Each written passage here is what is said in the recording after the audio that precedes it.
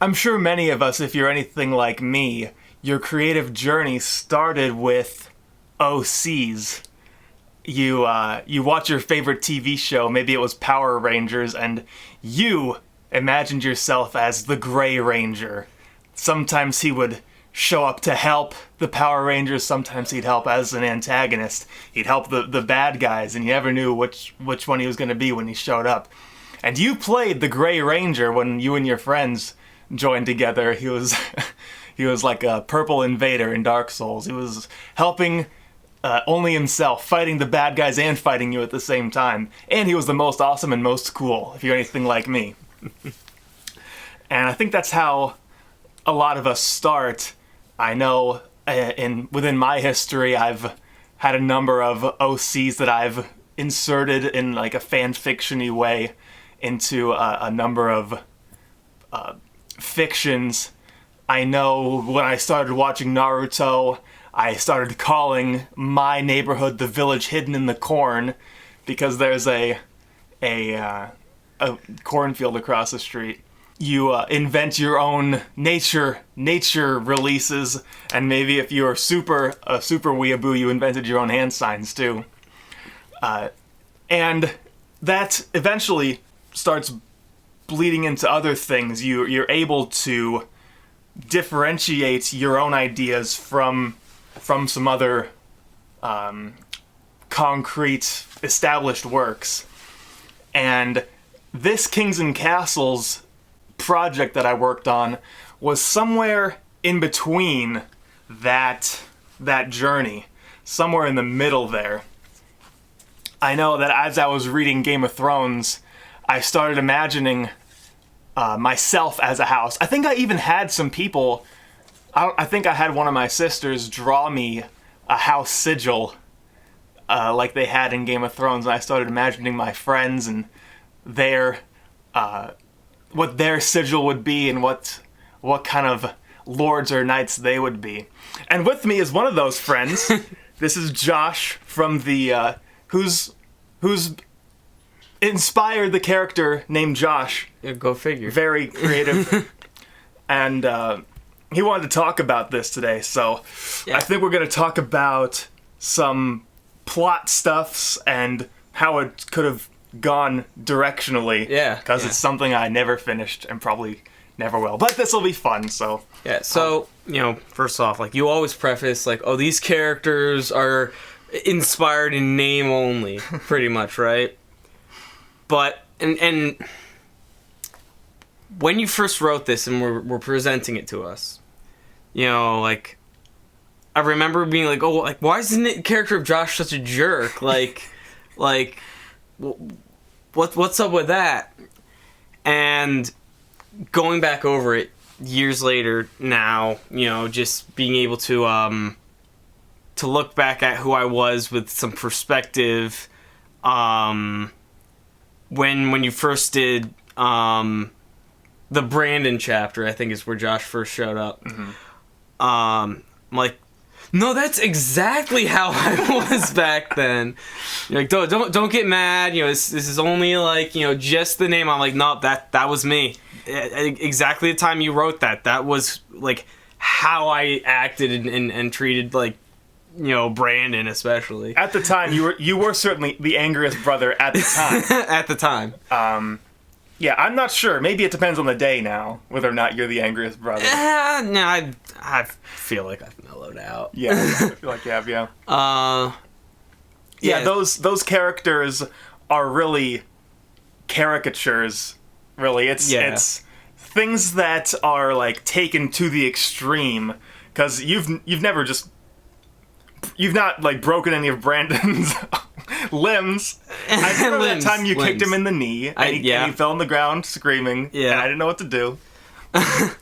I can see, like, my brother Brandon in the position of Brandon. I can see myself in the position of Josh, and Ben sort of as Ben, and then Jacob and Jordan are just, like, completely different people. So, I guess we'll start there at the Seven Holds with the Purrington clan and everything like that. just because it's obviously the storyline that I'm most invested in. Right. I know you mentioned early on that there was sort of going to be like a face turn for Josh and a heel turn for Brandon. Like, what were your like long term?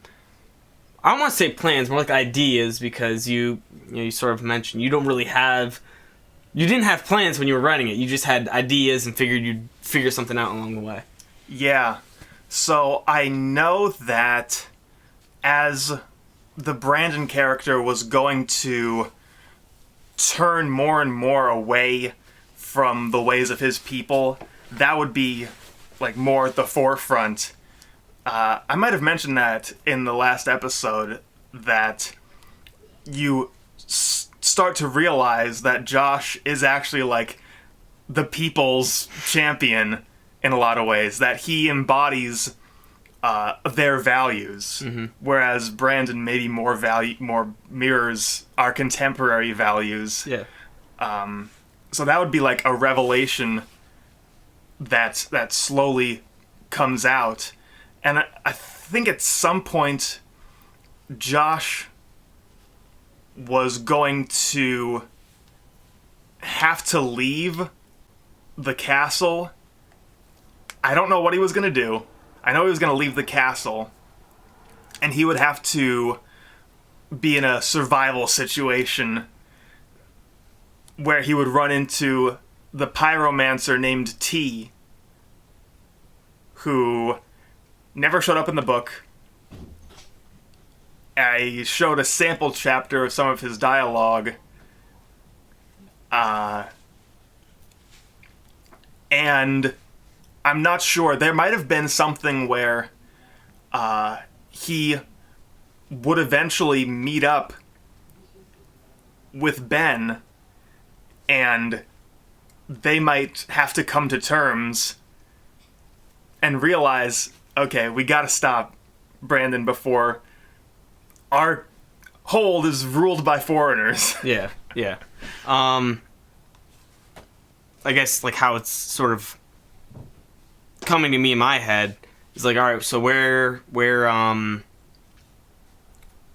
how does that work with, if he's the people champion, like why is he sort of like forced out? Like, would it not be like a better idea to allow that idea to go to the scrap pile and allow him to rally, the people within, like the supporters that he can get? Or does that still work where he comes back and then, rallies support from his own people? Yeah, I can see that working either way. 'Cause that would work too. If Brandon's the one that gets ousted, there's like a revolt, and Josh is the reluctant leader of the revolt. He's like, well, after Brandon, I'm the next in line, and even though he's the rightful heir, this is not right. He's got to go. We're not executing you, but you can't be here. Yeah, and really, that's the plot of Thor 1. Is Loki's just like, Thor's a moron, and he's gonna like get us all into trouble. We need to get him out of here. It's not that Loki wanted to rule above all else. He just didn't want to see Thor on the throne because he thought he was an idiot. So I think the twist on that is that Josh actually becomes, like the people's chosen. He becomes, the leader that embodies all of their ideals, and he actually becomes like the political leader who's actually able to like gather together allies and listen to advice and aid, and he actually like, I see him becoming like a strong leader, like politically, militarily, like on all fronts. Yeah, he's got a temper. He probably shouldn't be in charge of foreign policy. But I can see him like, sort of filling that role rather well. And it's just like, oh, like the difference between the story between Brandon and Josh and Thor and Loki is that Josh actually like earns it and deserves it, where Loki is maybe a little bit too driven by ambition.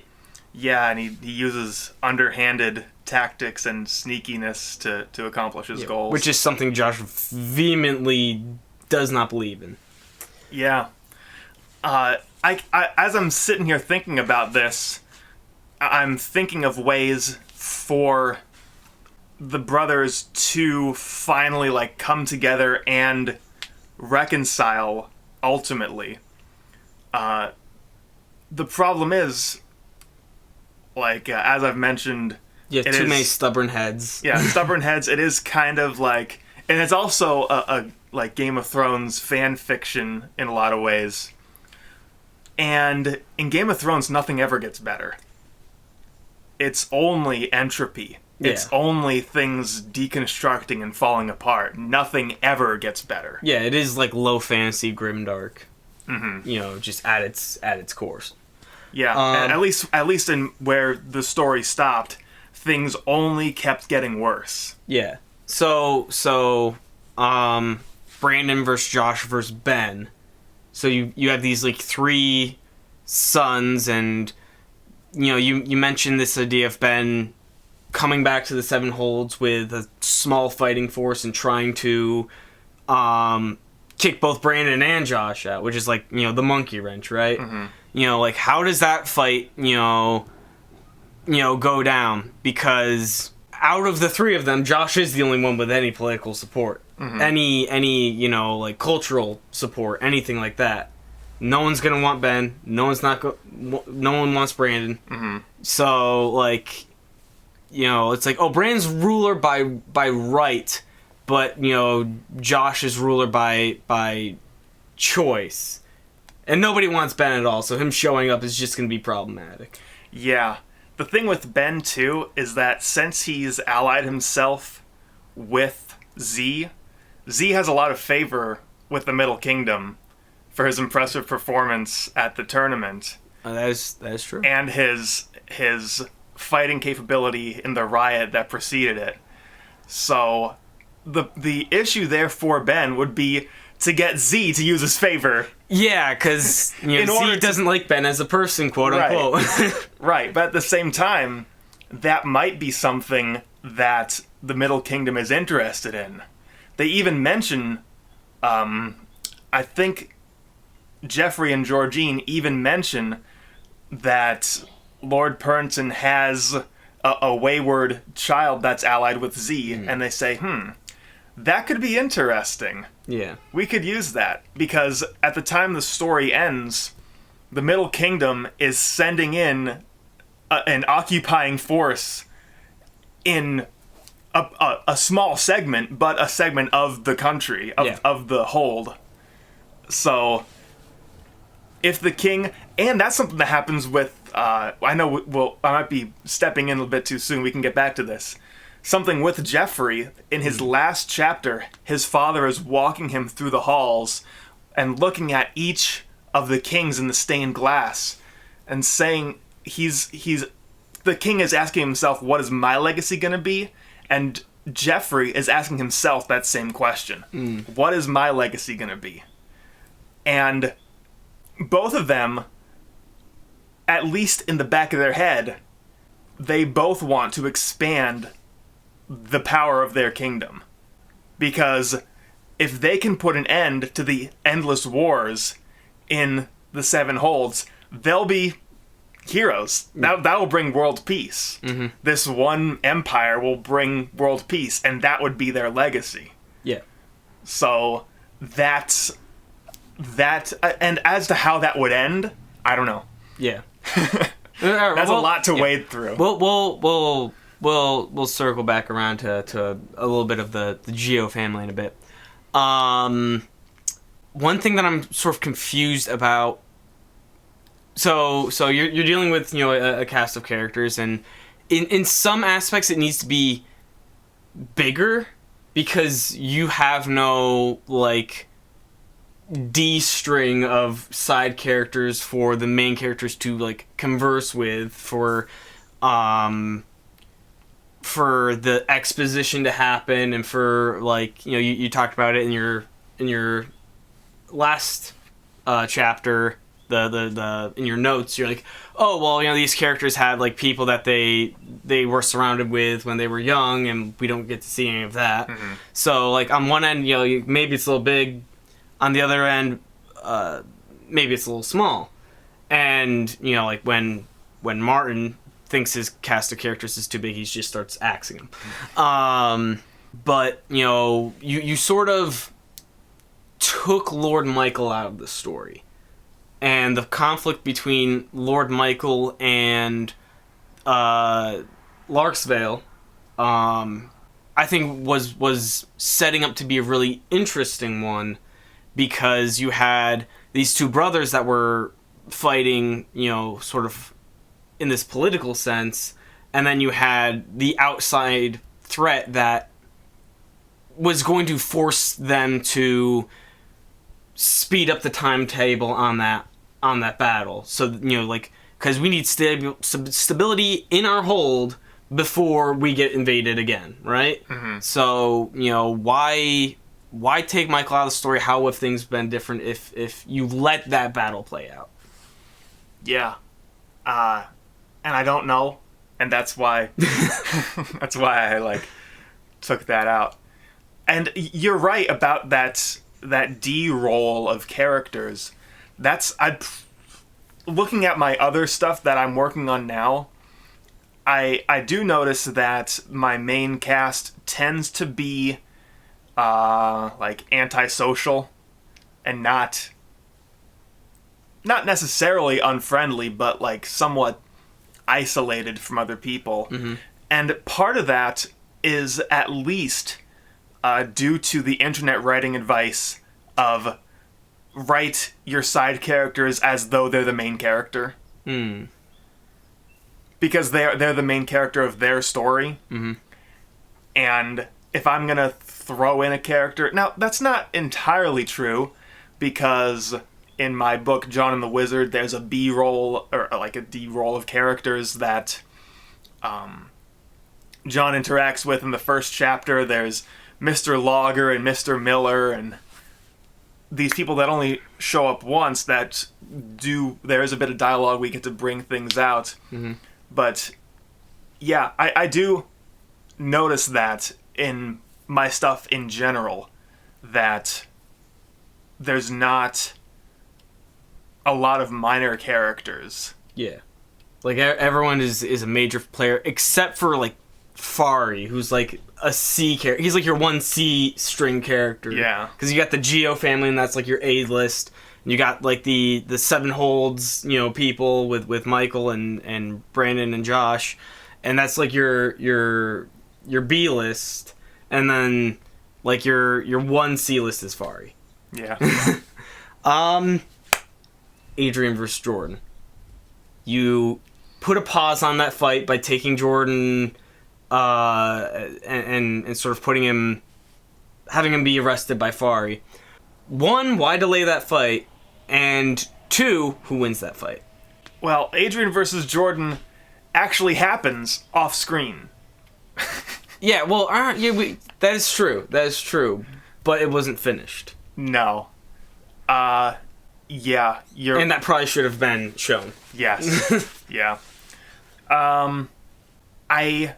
I've mentioned in the Jordan episodes that the Jordan character, when I was writing it, was my least favorite. But then going back and reading it, he was my favorite. So the plan when I was writing it, I think I mentioned that, I don't know, maybe he'll fight Sir Jacob and he'll die or something. But that's, terrible and dumb. Jordan going to prison in the Middle Kingdom, a number of things could happen there. He could actually meet up with Ben when Ben's making his way through there, and something could happen there. Or he gets sent out as a pirate, and the pirate storyline happens with with Gerald. And so he's with Gerald, or maybe he's with Ben. Yeah, I don't know. This is all just stuff rolling off the top of my head right now. Yeah. But as far as I want to say that Jordan wins. Narratively, or just because that's how you think the fight would go practically? I don't know. If I'm going to tell the truth, I don't know too much about the Adrian character. He's more of like a plot device than a character. So that's something that I didn't think about when I was writing it. If I think about it now, yeah, I'd have to develop his motivations and what's driving him. We get some indication that he's just crazy and likes killing people. Yeah, and mortal enemies with Larksvale, so like he's doing what his people do, right? So will that loss to Jordan, that first L he takes, will that invigorate him to get that W in the rematch? Or in real life this happens. You see this with fighters in the UFC. If you lose, you start to tend to lose. Yeah, that is something that does tend to happen. Once you start winning, it is easier to win, and once you start losing, it is easier to lose. You mentioned the idea of maybe Jordan getting sent out with the pirates. I think that's a great point to jump ship to the Geo clan, and Gerald, psychopath? Yes. Like, all right, so, I just, reading that, I'm like, all right, he's, a really interesting character, and then, the last Gerald-centric chapter, I'm like, oh, he's a psychopath. He gets off on murdering people. Like he's not just high on power. He is there's something seriously wrong, and that just leads me to this assumption that I wanted to ask you about. Eventually, he was going to be forced into that marriage with Lady Alice, right? Does he kill Alice? That actually, now that I'm thinking about it, because he doesn't want to be in that marriage, and she annoys the hell out of him. So why not axe her? Yeah, but actually, now that I think about it, they would actually get along great. She would really get a kick out of him killing people. That is also true. He might find that he has an appreciation for her insanity. Yeah, that might be a good character development moment where that comes full circle.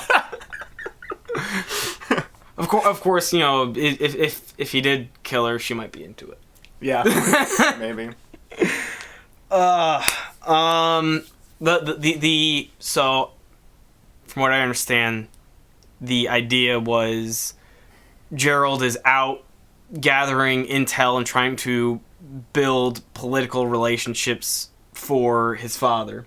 And then you had this other idea where he becomes the pirate king, the Red Prince, the whatever. I get the feeling that he may have been sent, but he really did it to sort of serve his own ambitions of just all right, I'm going to be out, I'm going to be in the world, and I'm just going to be able to do whatever I want away from my family because, if I start murdering people at home, I get the axe. How much is it sent out for a purpose, and how much is it I'm doing this just to have my sick, twisted fun? Yeah, that's certainly part of it. And in the King's chapters, we get an indication that he's probably even smarter than he lets on. So he probably knows a lot of Gerald's antics and how he likes sowing discord. And that's probably... So there's definitely a practical aspect of sowing discord in the North. Yeah, just point him in a direction and let him cause mayhem. Right. And I'm sure Gerald was thrilled when he was given the plan of what he was supposed to do. which, when I started writing, I could not have told you what the plan was. And to this day, I can't exactly tell you what the plan was. I don't know if the pirate plot line was going to happen. Because there's two ways it could have gone. Either he ends up, like, successfully sowing discord in their democracy, or once it starts happening, they say that none of this happened until he got here. Yeah.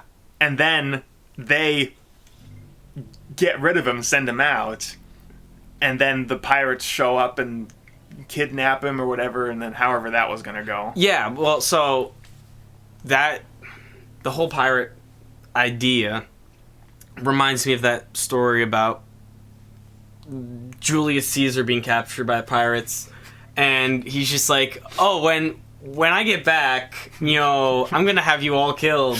But also, you should ask for more money from me, you idiots. And, like playing off these pirates, and then, true to his word, ends up killing them all. So I sort of see him as a Caesar figure in that aspect. But we all know, like, what happens to Caesar. Yeah. So what's your take on that idea?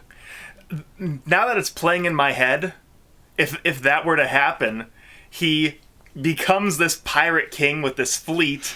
He F's up the Mandrill Trading Company. He goes in and actually literally conquers a few of the seven holds, at least Abercott. And then once he has his legion of pirates, his father's army's behind him, and he watches as the pirates get riddled with arrows with a big smile on his face.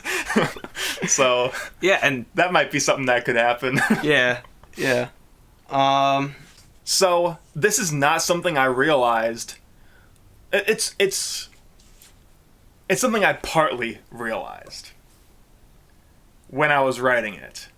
That Gerald is just Tyrion Lannister, but not a dwarf. And I only fully came to this realization when I watched a video by Alt-Shift-X on YouTube called The Real Tyrion, where he lays out the case that Tyrion is actually the villain. Because his story is, like, so tragic and sympathetic that you kind of sweep under the rug some of the really evil stuff he does. And there's a number of similarities, such as he is the youngest son of a harsh and staunch ruler. He travels throughout the countryside with a mercenary, and I've mentioned before that Gade is just Bronn. And not Bronn from the book, Bronn from the TV show, Jerome Flynn. That's what Gade looks like, Jerome Flynn. Tyrion actually does get captured and is on a boat at one point. And Tyrion does crazy, like, super evil stuff. Like, he nukes an entire fleet.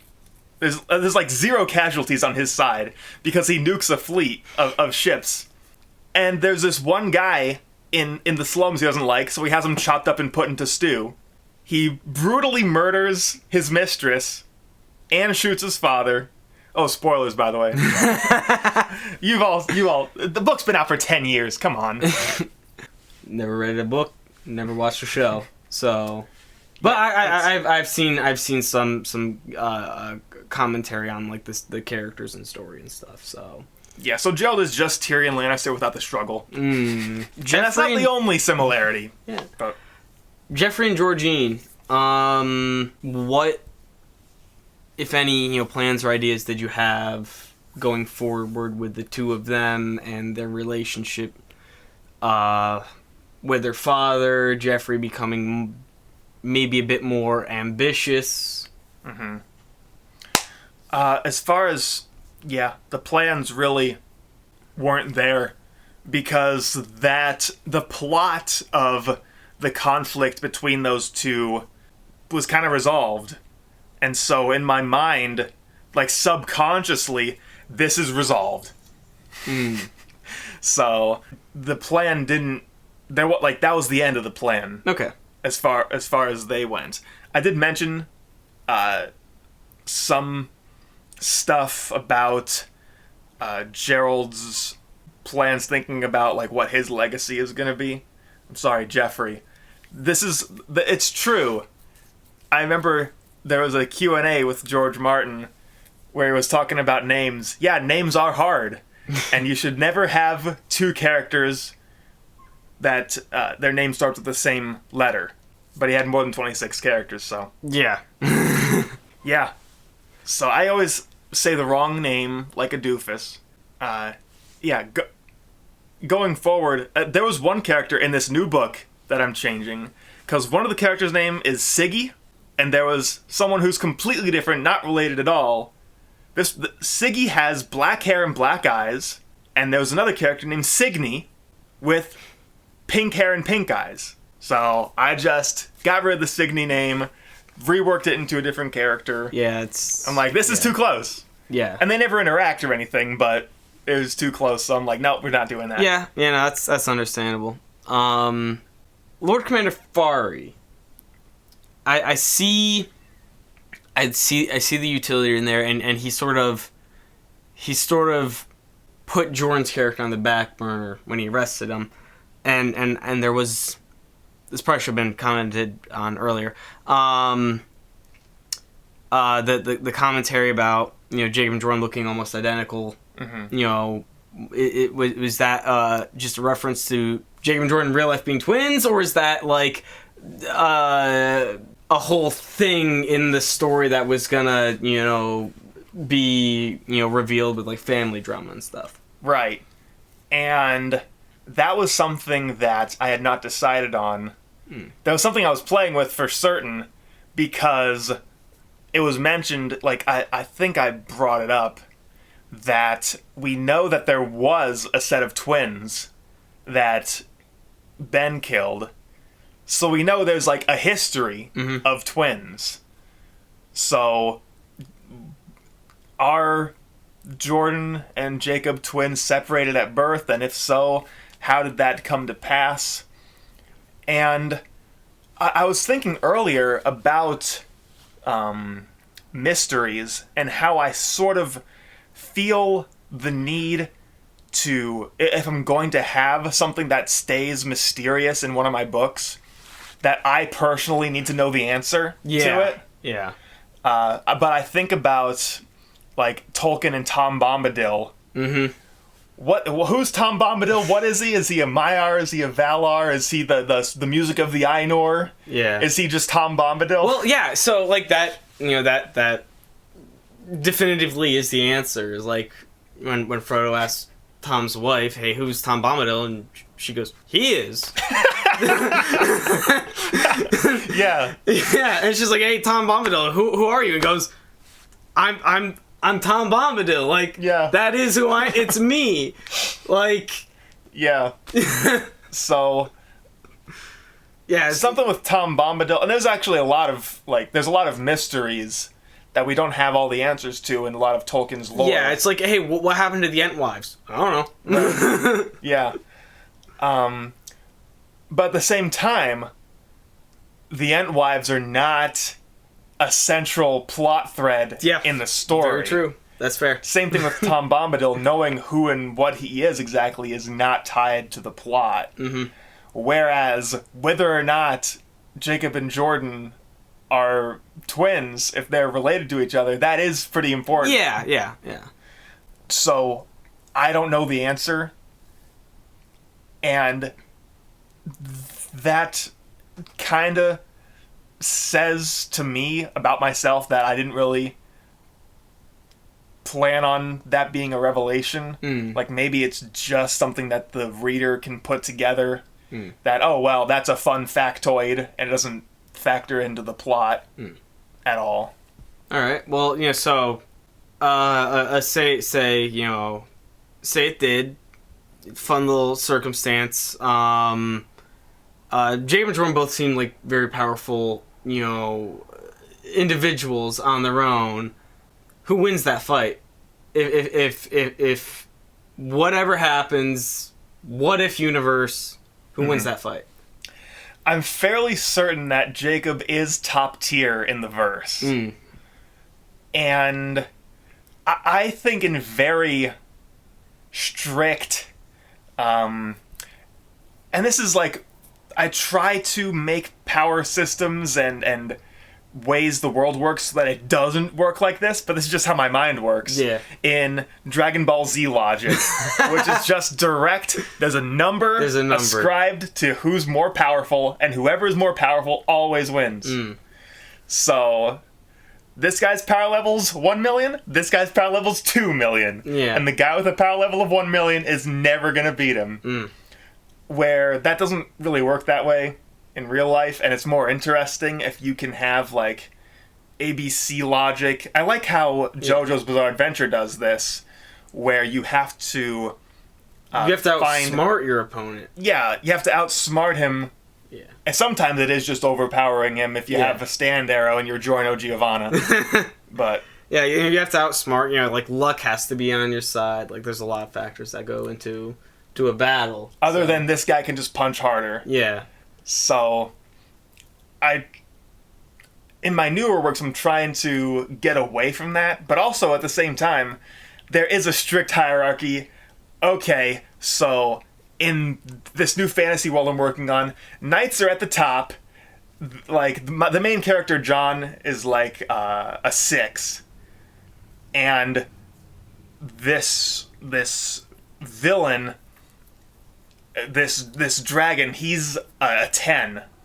And knights, they're a 20. The knights are a 20. And this one knight is a 30.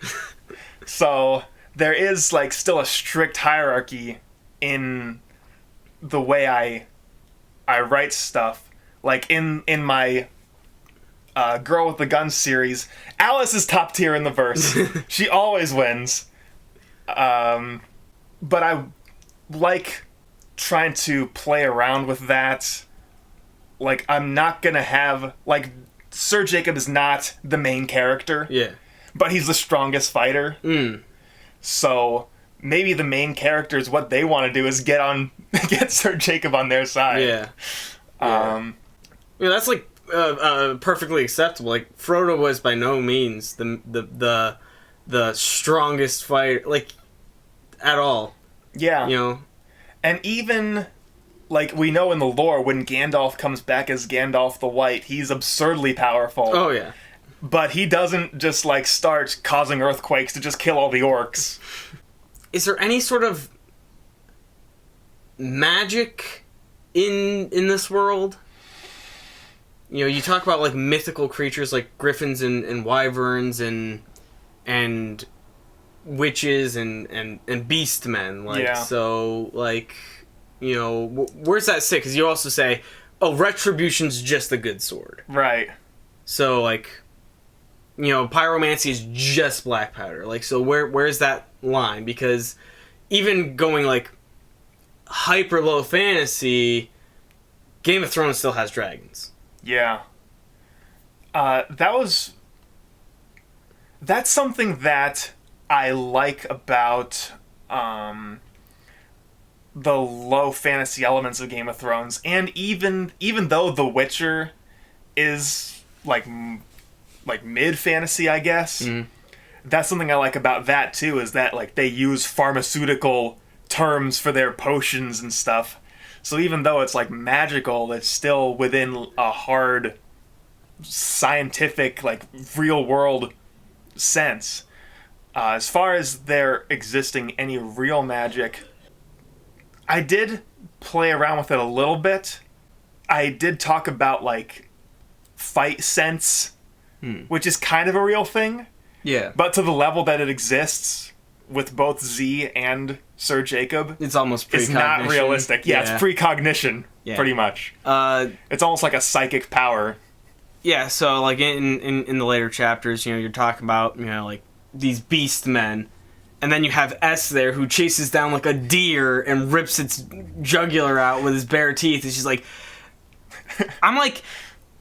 Is S a beastman and just, like, doesn't know? He's just, oh, we're looking for these, like, animal people, and he's just, like, tearing out, like, an elk's, you know, throat, and he goes, Animal Man, I don't know what you're talking about. I cannot believe that until this very moment, I had not made that connection. I did not make that connection at all. And that actually makes that character interesting again. Yeah. Instead of just, well, I don't know. Yeah. That's, I like that. I can't believe I did not make that connection at all. Well, there you go. Wow. Yeah. Well, there you go. And Z, he sort of seems expressly disconnected from the story. He is working with Ben, but not for Ben, not for Ben's purposes. He doesn't seem to have any purpose other than, I'm gonna go places and fight things. What's the deal with Z? Right. Other than what I just laid out. Right, yeah. That is pretty much it. He is the Gray Ranger that I talked about at the beginning. Yeah, he's there for he doesn't have any like political aspirations or goals himself. He's like his superpower is martial arts, and he's going throughout the world to see if there's any worthy opponents. Which probably would have put him in conflict with Sir Jacob eventually, but he didn't get the chance. Yeah. I'm not sure how that fight would go, to be honest. Yeah, that would be an interesting matchup. Because they're both, in my mind, they're both top tier in the verse. But that's his story, and he is inspired by Zach. Big up Zach, who like I just saw on Facebook. He was tagged. He's into yet another martial art, learning another one now. Oh, no, he's been studying for a while, so what that was... There's like a special certification he has now. Yeah, I was actually, there for that ceremony. He has been officially inducted into his Kung Fu school's, like, family. So, like, his name's gonna go down in their history. He's gonna be able to take on students eventually, have his own disciples, teach the family secrets to those disciples. Like, it is a big deal. So, like, props to Zach. Yeah, big up Zach. that concept for a character is so cool. Someone who goes around the world just learning martial arts. Yeah, that's pretty epic. And that was the story there. Yeah, for Z. And this was an unfinished idea. Because Z's name is a letter, we have S and we have T and we hear about A a little bit. That was an unfinished idea from something completely different. Yeah. Of this guy who's grandfatherly, who like adopts orphans, who's like mostly benevolently adopting them, but also like training them to be the strongest creatures on Earth. It's like M and N and L from Death Note, only instead of being like a school for the strongest people in the world, it's like, or the smartest people in the world, it's a school for like the strongest. That's a coincidence. I did not finish Death Note. I stopped before I got to the L stuff. Yeah. It was good until L died. And in the future, there's going to be a character named L, but that's just short for Elmer. All right, so I know you didn't have an end game in mind, and I want to sort of switch off from talking about like characters and the world at large, and talk more about rewrites. So. What's your second draft for this look like? What would you change from what you have right now? In order to know that, I would have to have the ending figured out. I'd have to have the end game figured out. How does this end? And now that I know that, we can go through and put things in the right order so that these things make sense. Yeah. So yeah, that is a reasonable problem to have with a situation like this, and with Game of Thrones, because you're not writing a story at this point. You are writing a history, and history doesn't end. It just keeps going up to current date. Right. So, like, there's no plot to history. There is no, final, like, moral victory. There's just the continuation of, which is why there are so many Game of Thrones books and seasons. Yeah. That's something, like, you brought up a good point, and I've been thinking about this. This is a bit of a tangent that I'm not going to go on too long about. This entire video is a tangent. But comparisons to between Tolkien and George Martin are not fair because they're not the same kind of writer at all. Lord of the Rings is a fantasy book, and Game of Thrones is a soap opera horror. It's a horror and soap opera that takes place in a fantasy world. Yeah, that's George fair. R. R. Martin is a horror writer. And A Song of Ice and Fire is a soap opera. And soap operas, as if you're familiar with them at all, they keep going. And eventually they run out of plot ideas, so they bring characters back, and, well, this person's actually a secret... This person's a secret Targaryen. Twin. This person's a secret twin. I'm actually your father from the future, and things like that. So, yeah, that's really what this was like. It was like a soap opera. Yeah, you bring up a good point that history doesn't have an end, but that's not a story. Yeah. If you were to make it a story, if you were to take this 27 long, chapter long idea that you have and use it as a writing prompt, where do you see that going? Where, it's just like, okay, so I have my prompt. I have my idea. Now I can take the idea and turn it into a plot. Yeah. That would take quite a bit of work, because the entire philosophy, it's strange as a writer. I want to bring this up, not to bring it up again, but the differences between Tolkien and Martin. Tolkien is, like, very famously a devout Catholic. He has a very Christian worldview, a world of a triumph of good over evil, like, in a lot of ways, like a black and white, this is right, this is wrong, where I wanted to make a video about this separately to talk about Tolkien's world is a beautiful world that has ugliness in it, where A Song of Ice and Fire is the opposite. George R. R. Martin is like a secularist. He looks at the world and sees nothing but ugliness. So his world is ugly, but has some beauty in it. And it's overwhelmingly pessimistic. So me sort of writing in that, like, pessimistic, Machiavellian sort of secularistic, like, really pessimistic, really, view of the world, it would be hard to work that into a narrative that I remain true to myself. Yeah. So I believe in reconciliation, where the direction of the book is there's gonna be winners and losers. So I gotta pick. Is Brandon gonna win? Josh gonna win? Is Ben gonna win? There's gonna be one winner. Or maybe they'll all lose. And then we're gonna put Georgine in charge of Lark's Vale after they all die with an arrow in their throat.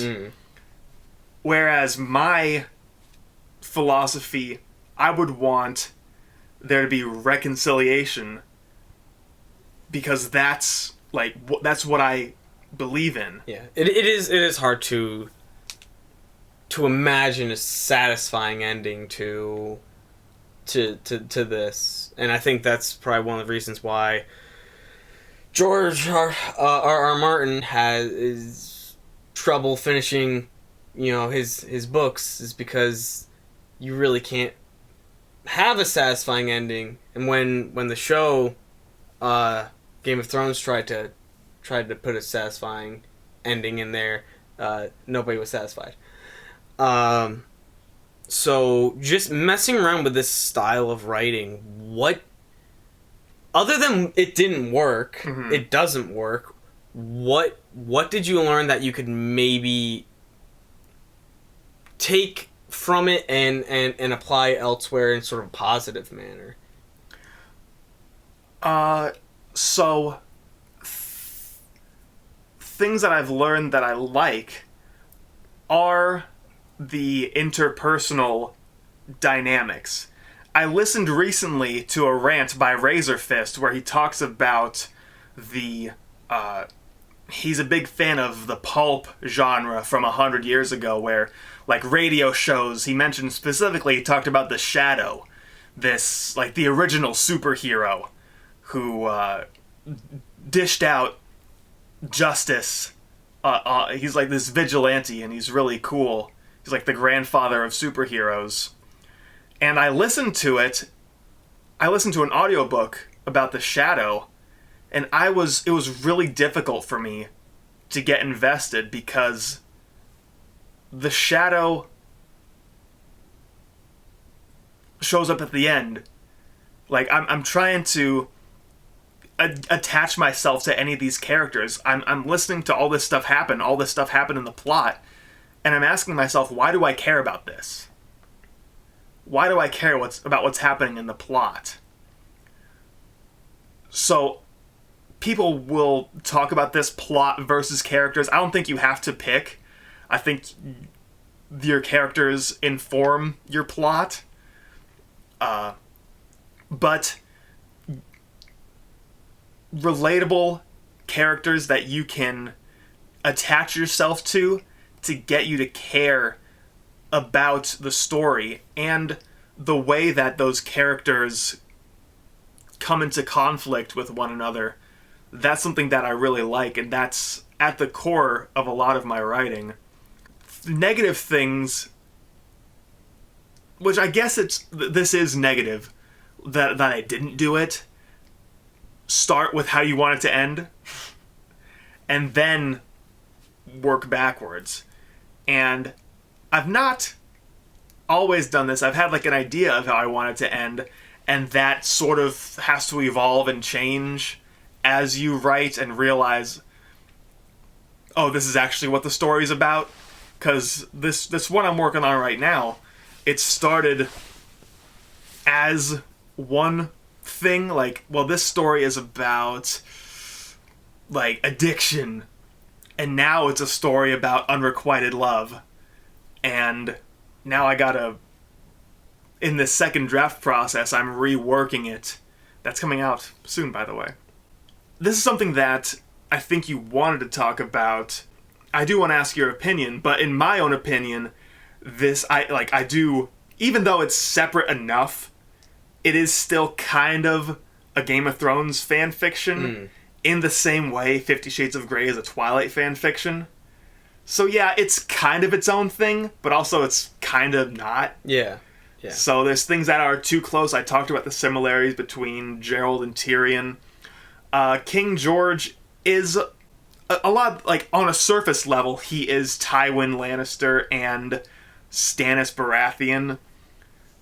Tywin's story is deeply connected to his disdain of his own father, who was too soft, and his harsh treatment of lords that betray him. But the ultimate story of Tywin was that he was a hypocrite. That's the point of his story, that he is a hypocrite. His entire veneer is just that. It's a facade. It's just what's on the outside, and inside he's rotten. Mm-hmm. Whereas this King George character he is who he says he is. He is this straightforward. He like, in a way, wears his heart on his sleeve. He says what he thinks and he's honest. There's nothing that's not genuine about him. But it's still, like, for my own integrity, too similar. Yeah. And the Seven Holds is just the North in Game of Thrones. It's just like Winterfell. It's ruled by the Starks. The Gardenfell is just Dorne. The Land of Ice and Fire is just like the Hooligans. They're just Wildlings. The Middle Kingdom is kind of, it's not really King's Landing. It's kind of its own thing. I took the map and just tilted it on its side pretty much. I took the Westerosi map and tilted it on its side.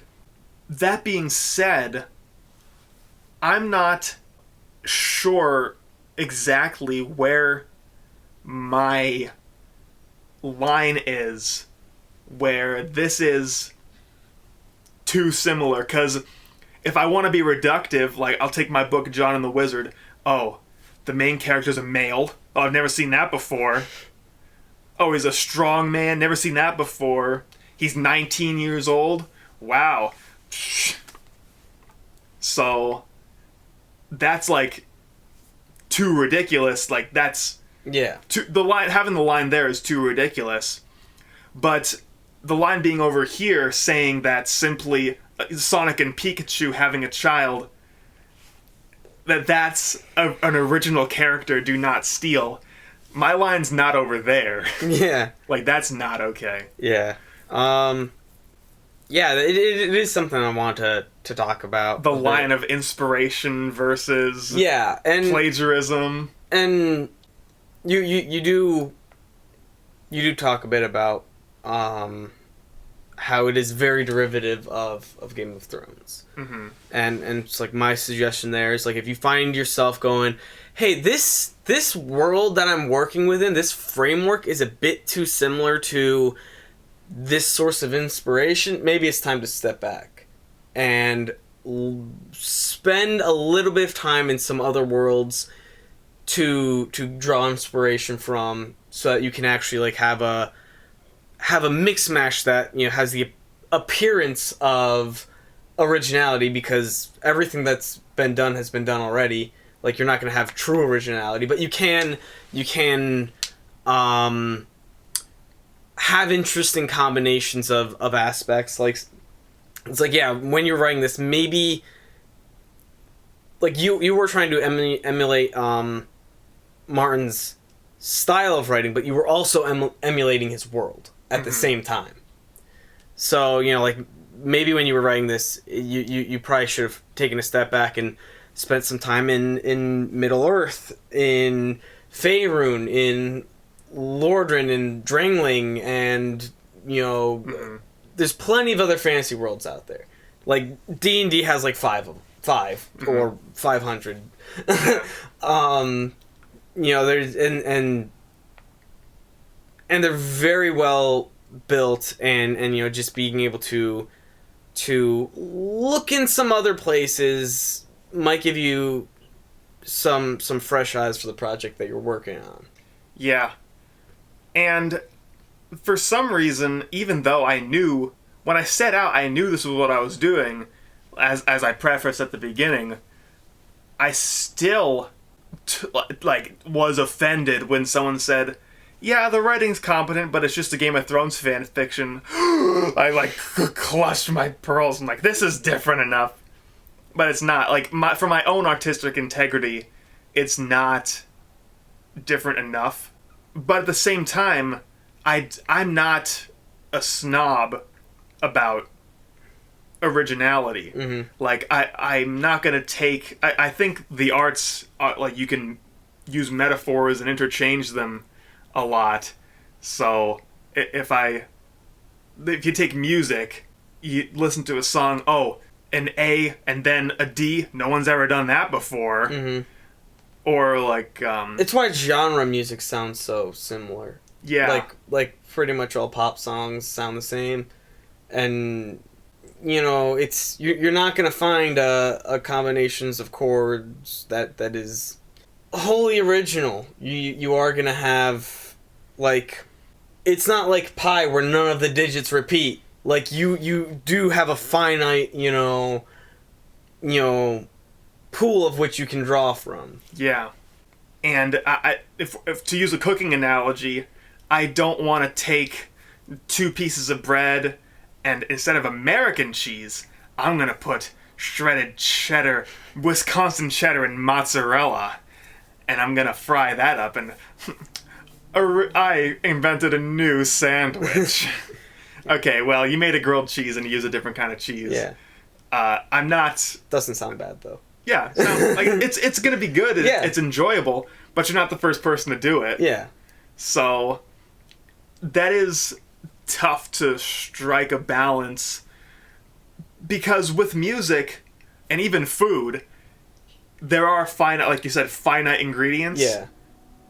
It's like at what point do you get so desperate for originality that you're putting a plank of wood on your sandwich? Yes. And that's the same thing when you're, like, making music. You need to be somewhere, originality and familiarity need to hold hands. Yeah. Like with music, it's like, oh, like, no one's ever written a song like this. Oh, well, you just didn't do anything. Like, that's not music. You just made a bunch of noise with an instrument. Like, that's not music. No one's written a song like that because that's not a song. Yeah. And the same, like, goes, like, I believe with stories. It's like, Martin's like, oh yeah, no one's written a story like this. Then he writes a story that he doesn't finish, and it's just like, well, that's not really a story. That's a history, and there's no plot. There is a continuation of characters doing historical things and then dying, and there's no main character that is consistent throughout. It's always changing with whoever Martin decides to not kill off, via throwing a dart at a dartboard. With world building specifically, I need to take from our own world, like, starting there. Okay, the characters are humans, and they speak English. Yeah. Like, what's the chance that in this completely different universe, however it came to be, a god or whatever created this universe, and the people, like, are European-like and speak English? Well, so, in D&D, it's just called common. Mm-hmm. In Star Wars, it's intergalactic basic. Lord of the Rings was written in, like, the tongue of the world of Lord of the Rings, and then, like, Tolkien, was like, oh, no, this wasn't, like, they're not speaking English, and this isn't even their real names. I'm just translating. Right, yeah. So, it wasn't, and if you want to be as dedicated to your writing as Tolkien, like, you can always do that, which I don't recommend if you're not Tolkien. And that's something that took him his entire life to do.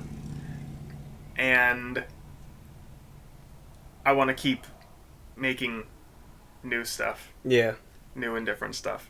So yeah, that's tough too. I don't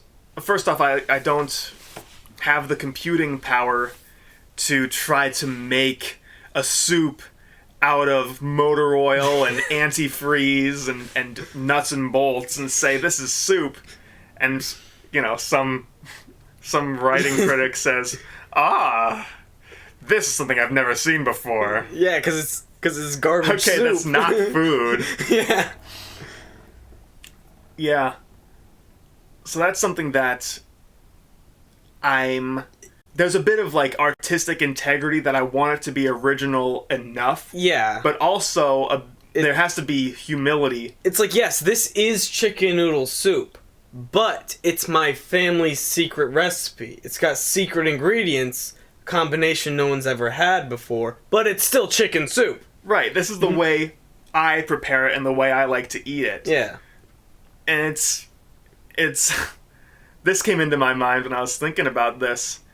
It's like, imagine you have a friend who went off to Afghanistan and he comes back and he saw one of his friends get blown up by an IED and he has nightmares about it. He has like whatever that syndrome is where he feels like he should have been the one to go instead.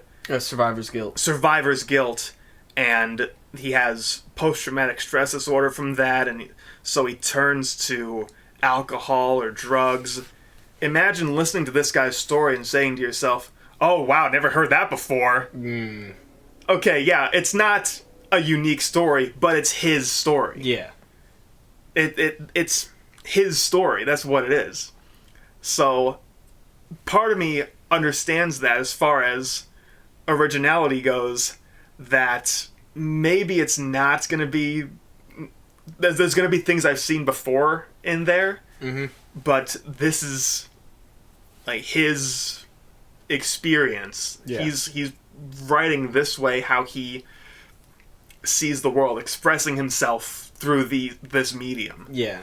It's like, how many stories do you have where you have your Dark Lord and your up-and-coming hero and the journey of the up-and-coming hero to defeat the Dark Lord, because it's at least half of them. You know, if you really want to be, you know, derivative and reductive, then like all of them. Right. You know, so it's like, it's there. It's about giving a sort of unique flavor to good soup.